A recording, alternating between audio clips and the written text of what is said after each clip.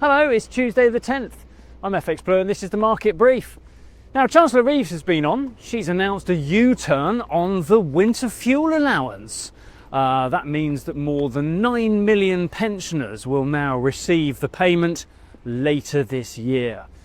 Pensioners with a total income of less than £35,000 will receive the help, and that's estimated to cost the Treasury about £1.25 billion.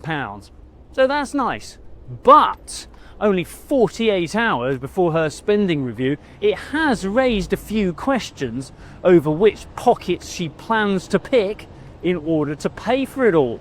And apparently, Mayor Sadiq Khan is pretty wound up by the prospect of the capital getting a funding cut, and the bigwigs at the Met Police are not confident that they will get any much needed uplift in funding. So Reeves can probably look forward to plenty of backlash before the weekend. Reform has been at it again, poking the bear and chasing those headlines. They have written to Governor Bailey criticising the Bank of England for what they call a systemic misuse of taxpayer money. They claim they could save £35 billion. Yeah, 35 billion with a B, by getting rid of interest on central bank reserves. Simples, right? Over in the US, Trump has been on. He wants to follow the ECB lead and cut rates significantly.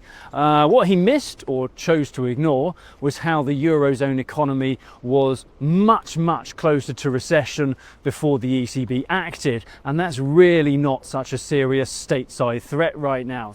But, as we know, dear old Donald certainly doesn't let the truth get in the way of a good story, does he? So we can expect him to continue playing every conceivable angle as he tries to gain support for his idea of a rate cut.